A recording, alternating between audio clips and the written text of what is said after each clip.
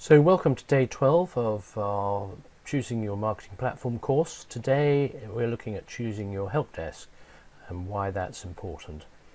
Customer service is a big driver of customer retention, and a help desk will help you to organise your efforts towards dealing with things that occur, misbilling, technical problems, misunderstandings, lost passwords and all that sort of stuff. So it's a good thing to have, and it will help keep your service organised, and I mean you'll probably deal with things quicker first time, or within the working day. So it's always good to do things as quickly as you can. Customers might even think you care how they're getting on. So that's a nice thing to have. Okay, so what you need to look for, right? Multi-channel may be overkill for a small business. Hopefully your customers can be trained to use your tickets, but unfortunately a lot of customers will send you an email. As your business gets bigger, they'll start whining on Twitter with a hashtag dissing your brand and things. So you need to be kind of aware of that. Social media is not really the place to solve help desk tickets. You basically drive people towards your help desk, politely say, oh yes, thank you very much for letting us know, we'll turn this into a ticket and get it solved here, and please raise things like this as a ticket. Also, some people put it into try and get it in a live chat, which is you don't want to drop everything just because a client's got a problem now. So how to manage your tickets? Well, if you've got an invoice ticket, then there's certain things you're likely to want to know that are about sort of money orientated things like bank accounts, transaction IDs and all that sort of thing. Whereas if you've got a technical thing, then maybe you're more interested in what version of the product your customers got, or all that sort of thing. And obviously you'll want to check that they have an account and they're up to date with their money, but nevertheless those two sets of information are slightly different, and it's probably worth having a template for each kind of ticket so that you can get the right information collected and send that ticket to the right person, which is what routing is about. Clearly it's nice if alerts and escalations are available.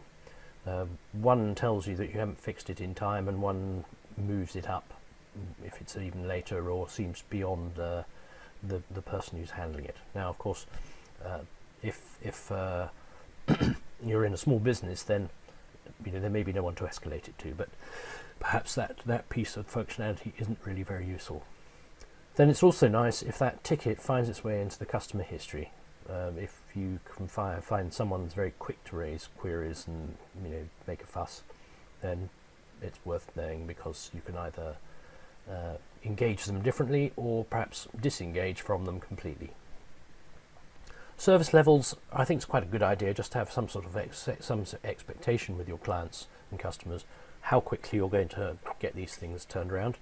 The corporate clients use them because they've got many thousands of tickets to be done, and they can't sort of hold people to a standard quite so easily, or for 100%, because some things may not be possible to solve them in reasonable time or in the agreed time.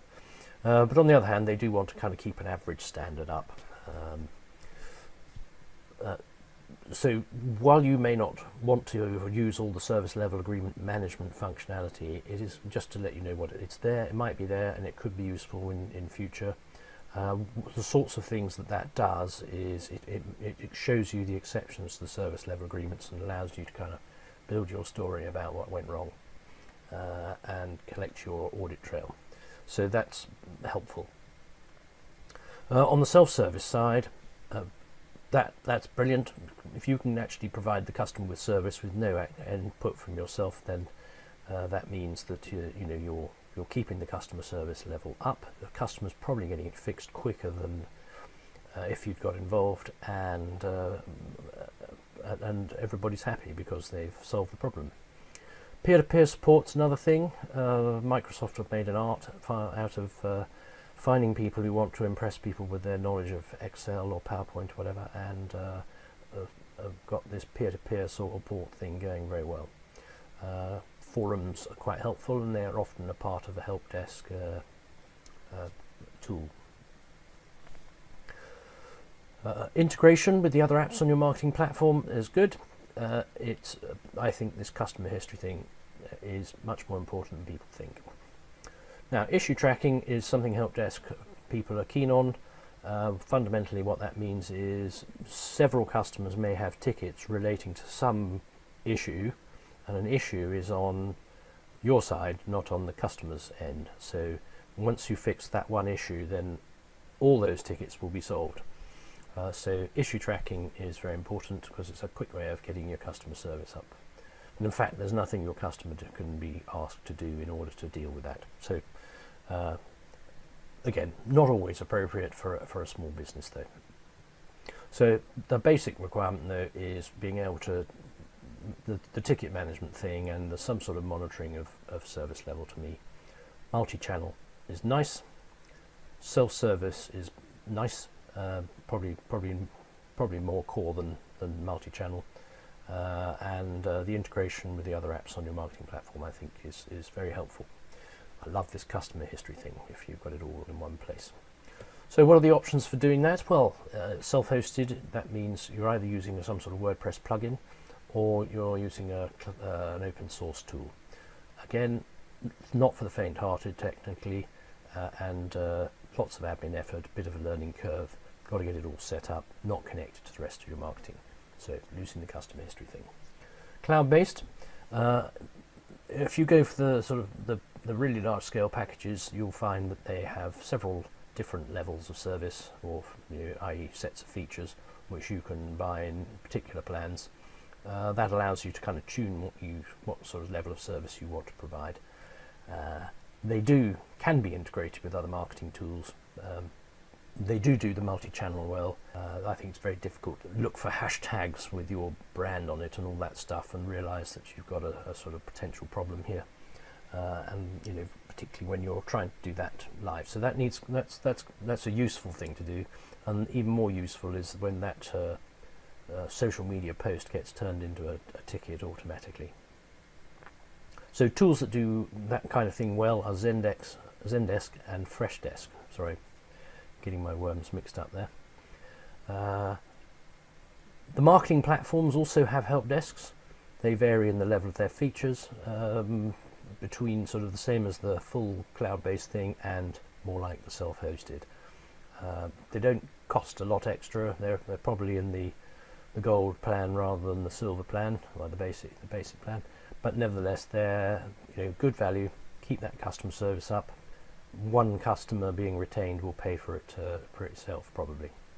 So all the main marketing platforms, Groove CM, Builderall, Coverhopper and Kajabi have a good help desk. But just have a look at those features and see whether you don't get the jack of all trades app on your marketing platform. So once again, we're recommending the market platform angle. Really, the big advantage is the sort of value for money point that you're buying. It's about right, and the integration with your customer history is better. Of course, you don't have the worries about security and administration, which the blue option gives you. So thank you for listening to my thoughts on help desks and how to choose them. Tomorrow we're going to be looking at an affiliate marketing platform, and you may wonder whether you need such a thing, but do tune in because I'll tell you why you do or might want to have one. And so look forward to seeing you tomorrow, and thank you for watching once more.